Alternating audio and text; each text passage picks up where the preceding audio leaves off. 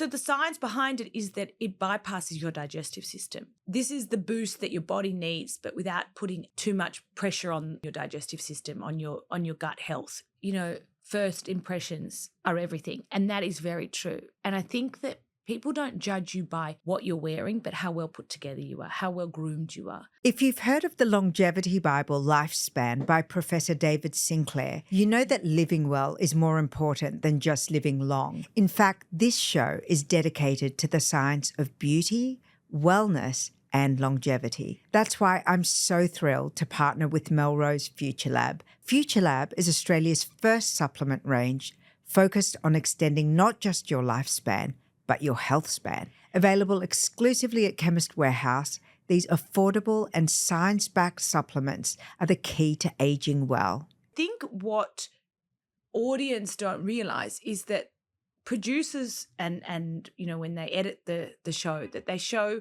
the drama because that's what people love to watch and that's what they invest in.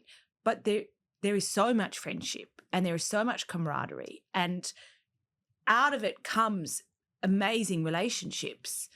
But that would make for boring TV. We'd all be sitting there drinking cups of tea and telling everyone how wonderful no one's they drinking are. tea on that show. You're all drinking champagne, having bumps of caviar. But the idea behind it is that, you know, there is a friendship there, and that's what makes the stories so real. I think a lot of the time people ask, when is enough enough? And it's not a financial number, or it's not when is enough enough? Enough is enough when I feel it's enough. And I think... But when is that? When is your cup full? I don't know. I don't know. But it doesn't mean I'm not happy with what I have. Yes. And there's a huge difference between the two. Wanting more is very different to being happy with what you've got. Do you think that Housewives shares that aspect of that each of the women, because they're quite accomplished in their own right? Everyone, like, there are no stragglers. Everyone is really bringing something quite unique to the table. I think that the problem is that society have their own views on what a housewife is and how someone should be, you know, whether, you know, a mother or, you know, everyone has an opinion. And I think that it's okay.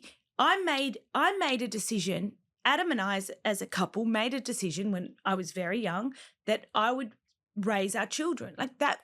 And I was lucky that I was able to. And that was the most important job for me. But I'm an educated woman. I've always wanted to work. You know, it's funny, I was saying that I never dreamt of being a mother. Growing up, I never dreamt of being a mother. I knew it would happen and I wanted to be a mother, but some friends of mine dreamt of being a mother. I know exactly what you mean. And I never dreamt of being a bride.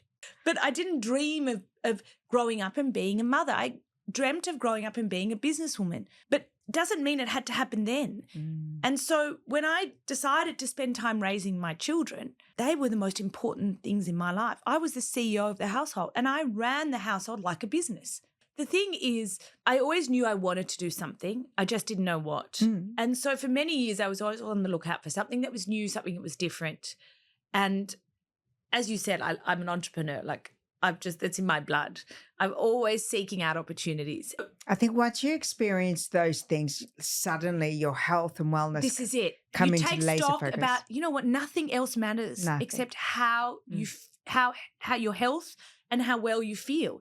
You can look amazing, but if you don't feel right, it's just not right. And we've met those people over and over again. I interview a lot of people and I go, it all looks good, but if you poke around, like, she might fall over. That's it.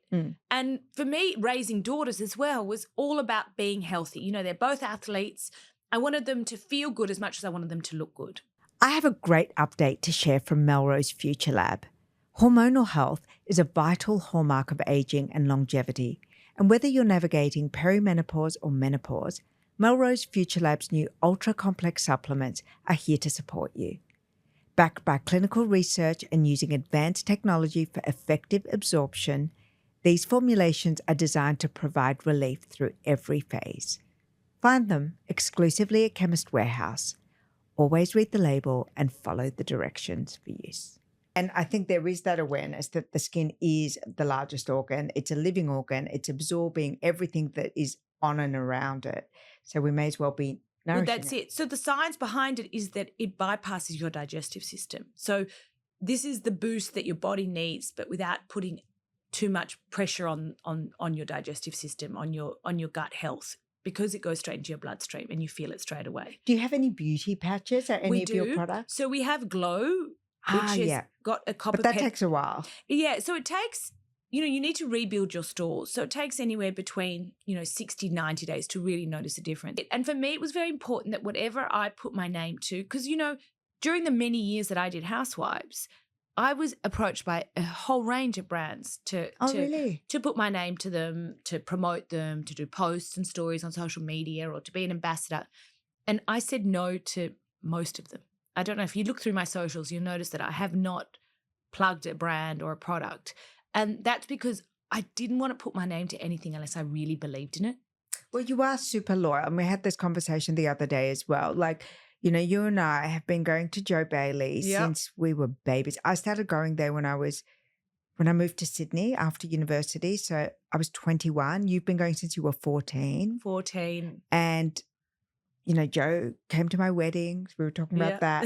And then we were talking about our love of Alex Perry. We've known him. How long have we known him? Equally as long. Alex Perry made me my first dress when I was in year 10 for the black and white ball. So that would have been in 1994. Oh, my God. Well, we are the original Perry girls. So, I've known him since 1993. Amazing. Because I remember saying to my mother, I really want to make an Alex Perry dress. And it was at the time when the black and white ball was the big society ball in Sydney. First impressions are everything. And that is very true. And I think that people don't judge you by what you're wearing, but how well put together you are, how well groomed you are.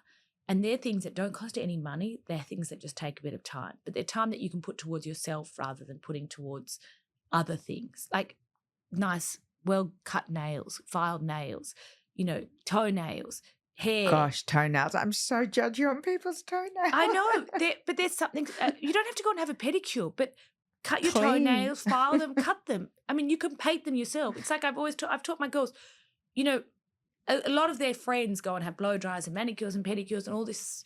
And I say to my girls, learn to do it yourself first. And then when you have a job and you can afford to go and treat yourself, to have someone else do it for you, then that's when you do it. I think that all of those things mark who you are as a person. They give you little touch points to dial up or dial down, like the bomb patch. It's like little boosters of who you are to amplify aspects of you. I want to go back to something that we touched on before, and it was emigrating to Australia. And I'd love for you to share with us your initial memories of coming here and what you hold really dear now that you're living in Australia and in the UK. So I was born in Dubai. My father was Lebanese and my mother is Swedish. Yes, that's right. And so we moved to Australia when I was 5. And both my parents had never lived here. This was the first time that we came. And the reason we came was that we had family here, uncles and on my father's side. So we came and we settled here. I think that it's a huge industry. I think it's a growing industry.